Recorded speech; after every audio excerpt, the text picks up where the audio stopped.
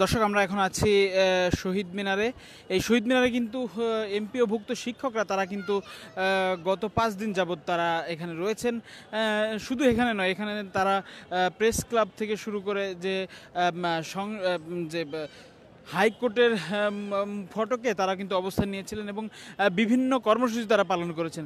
দর্শক, তাদের এই কর্মসূচি কিন্তু মূলত ৩ দফা দাবিতে তাদের বাড়ি ভাড়ার ২০% এবং চিকিৎসা বাবদ ১৫০০ টাকা এবং আসলে উৎসব ভাতার, কর্মচারীদের উৎসব ভাতার ৭৫% দাবিতে কিন্তু তাদের এই আন্দোলন চলছে।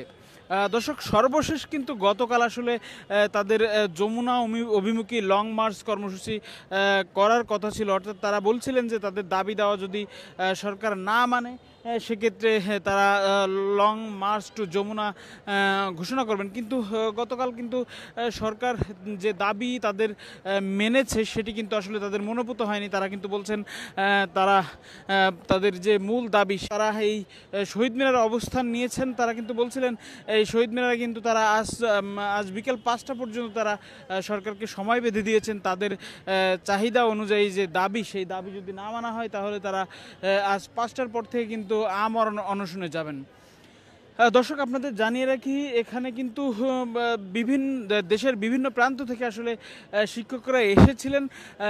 গত ৪ থেকে ৫ দিন যাবৎ কিন্তু এখানে অবস্থান করছেন। বিভিন্ন শিক্ষা প্রতিষ্ঠান থেকে এমপিওভুক্ত শিক্ষকরা তারা কিন্তু আসছিলেন। তবে আজ কিন্তু কিছুটা ভিন্ন চিত্র দেখা যাচ্ছে। এখানে কিন্তু শিক্ষকদের উপস্থিতি কিছুটা কমেছে।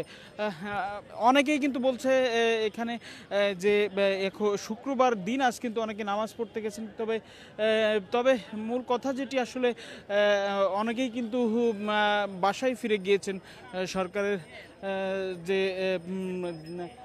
সরকার তাদেরকে যেটি আসলে দিয়েছে সেই দাবি মেনে অনেকে আসলে বাসায় ফিরে গিয়েছে এবং এখানে কিন্তু এখনো অনেকেই আছেন।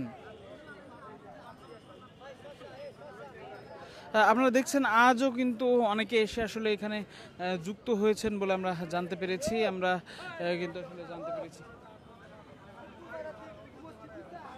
দর্শক, আমরা দেখছি এখানে আশুগঞ্জ উপজেলা মাধ্যমিক শিক্ষা পরিবারের পক্ষ থেকে একটি শিক্ষকদের একটি দল তারা কিন্তু এসেছেন। আমরা তাদের কাছে একটু জানতে চাইবো তাদের যে আপনারা কি আজকে আসলেন? জি ভাই, গত কয়েকদিন ধরে আন্দোলন চলছিল, আপনারা আসেন না? আজকে 5টা যে গতকাল রাত আজিজ স্যার উনি রাত্রে 2টায় লাইভ করছিল। জি জি, লাইভ করে উনি আজকে বলছে যে 11টার সময় আজকে প্রোগ্রাম আছে। এই ওনার লাইভ শুনে ওনাদের কষ্ট দেখে আজকে আসতে বাধ্য হলো। আজকে কি 11টা প্রোগ্রাম হয়েছে? এক প্রোগ্রাম হয়েছিল, আজকে টিএসসিতে প্রোগ্রাম হয়েছে।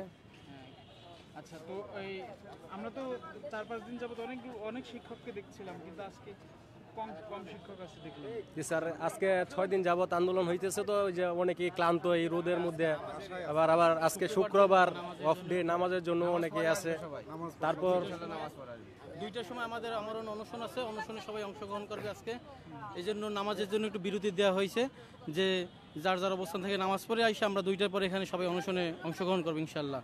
আমরা আমাদের প্রোগ্রাম এবং আগামীকালকে আমাদের নতুন প্রোগ্রাম জারি হয়েছে। কালকে দুপুর 12টায় কালো পতাকা মিছিল হবে। আমরা সবাই কালো পতাকা মিছিলে অংশগ্রহণ করব এবং সারা বাংলাদেশে একটি কথা বলতে চাই, যে সারা বাংলাদেশ থেকে যত শিক্ষক কর্মচারী এখনো বাড়িতে অবস্থান করতেছে সবাই যেন আমাদের এই জাতীয় শহীদ মিনারে অবস্থান করে এবং আমরা তাদেরকে সাথে নিয়ে আমরা যেন আন্দোলন, তারপর আমরা ঘরে ফিরব। আমাদের নেতা আজিজ স্যার উনি যদি কুকুরের সাথে ঘুমাতে পারে, রাত্রি যাপন করতে পারে, আমরা যারা এখনো আমার প্রতিষ্ঠানে আছে ওনারা এখনো ওনাদের বিবেকে নাড়া দিতেছে না। যারা এখনো আমরা বাসায় আছি, আমরা চাবো যে ওনারা যেন আমাদের কার্যক্রমের মধ্যে অংশগ্রহণ করে। ধন্যবাদ। ম্যাম, আপনি কোন স্কুল থেকে এসেছেন? আমি এসেছি আশুগঞ্জ কামাওড়া শহীদ স্মৃতি বহুমুখী উচ্চ বিদ্যালয় থেকে। আজকে আসছেন নাকি? আমি আজকে আসছি, অসুস্থ ছিলাম, এতদিন আসতে পারি নাই, আজকে আসছি। এখন তো দেখছি অনেক শিক্ষক এখানে তো পরিপূর্ণ ছিল, কিন্তু এখন নামাজের বিরতিতে নামাজ পড়তে চলে গেছে। নামাজের পরে আবার আমাদের আরো কর্মসূচি আছে, ওগুলো পালন করা হবে। আচ্ছা, সরকার যে প্রজ্ঞাপন এর কথা বলছে সেটা আপনারা কেন মানছেন না? এটা 5% আমরা কিভাবে মানবো? এটা তো হচ্ছে না, এটা আমাদের মেনে নেওয়া সম্ভবই না। 20%-এর কমে আমরা মানতে পারবো না। সরকার তো বলছে যে এটা না এটাই তাদের সক্ষমতা আছে, সেক্ষেত্রে সক্ষমতা মানে হলেও এটা আমরা মানতে পারবো না, এটা আমরা মেনে নিব না কখনোই। কারণ বাড়ি ভাড়া 1,000 টাকা, আর যদি 5% দেয় 2,000 টাকা হবে, তো 2,000 টাকা দিয়ে কি বাড়ি ভাড়া পাওয়া যায় আপনি বলেন? কোথাও পাওয়া যায় 2,000 টাকা দিয়ে? সনের ঘরও তো পাওয়া যায় না আজকাল। তাহলে এই টাকা নিয়ে আমরা কি করব? সরকার সর্বশেষ আপনাদের কি দিয়েছে বলুন? সর্বশেষ তো আমাদেরকে এই 5% বলে দিয়েছে, আর এর আগে দিয়েছে ওই কি বলে উৎসব ভাতাটা দিয়েছে 50% করে দিয়েছে, আর তৃতীয় চতুর্থ শ্রেণী করেছে 75% দেয় নাই এখনো। এইটা আমাদের দাবি 75%, এটা দেয় নাই, আমাদেরকে দিয়েছে 50%। প্রণোদনা দিয়েছে পেয়েছি আমরা এই 50% করছে, তাছাড়া আর কিছু করেন এই দাবি মানার পরে আপনারা না, এটা আমাদের সম্ভব না।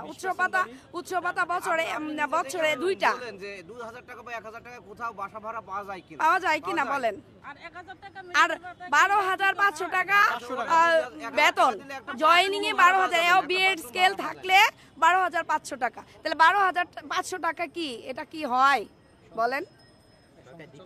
এটা কি সংসার চলে?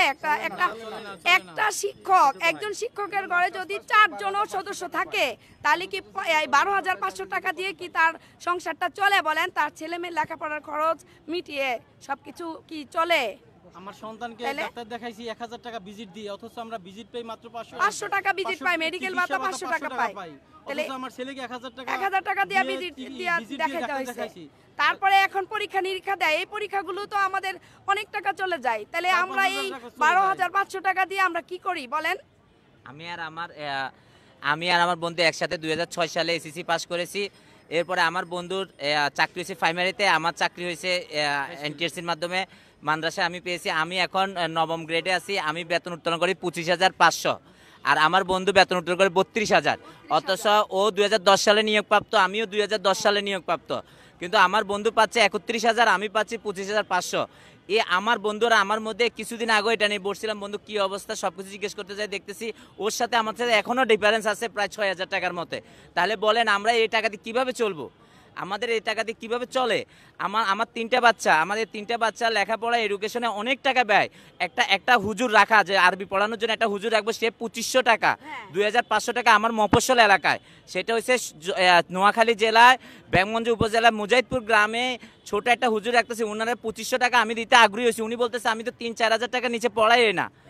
এখন আমি আমার ছেলেকে কিভাবে আরবিটা শিক্ষা দেবো? অঙ্ক ইংরেজি বাংলা তো আমিই পড়াই, অঙ্ক ইংলিশ বাংলা আমি পড়াই, শুধু আরবিটা আমি আমার ছেলেকে পড়ানোর জন্য 25,000 টাকা, 2500 টাকা উনি রাজি নাই। এখন আমি বাড়িতে এসে আপনার ছেলেটাকে শুধু কোরআন শরীফটা পড়াই যাব, তাহলে সেখানে আমরা কি করব? দর্শক, আপনারা দেখছিলেন শিক্ষকরা কিন্তু এখনো যারা আছেন এখানে, তারা কিন্তু তাদের বিভিন্ন দুঃখ দুর্দশার কথা তারা আসলে তুলে ধরছিলেন। তারা বলছিলেন যে তাদের যে দাবি দেওয়া সরকার আসলে মেনেছে, সেটি আসলে তাদের পক্ষে মেনে নেওয়া আসলে সম্ভব না।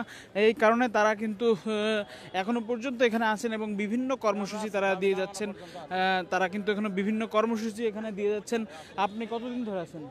আমরা প্রায় 5 দিন হলো কর্মসূচি ঘোষণা করা হয়েছে, কিন্তু আমি গতকাল এসেছি, গতকাল রাত থেকে এখন পর্যন্ত আছি। আচ্ছা, গতকাল বিকেলে তো ছিলেন এখানে? হ্যাঁ, বিকেলে ছিলাম। তখনকার যে শিক্ষকরা যত উপস্থিত ছিল, এখন কিছুটা কমেছে না? না, এখন আজকে যেহেতু শুক্রবার জুমার নামাজের সময় অনেকেই নামাজে গেছে এবং অনেকে আশেপাশে আছে, কারো কারো আত্মীয় বাসায় অবস্থান নিয়েছে, এবং জুমার নামাজের পরে সবাই এখানে অবস্থান কর্মসূচি ঘোষণা করেছে, সেখানে উপস্থিত হবে।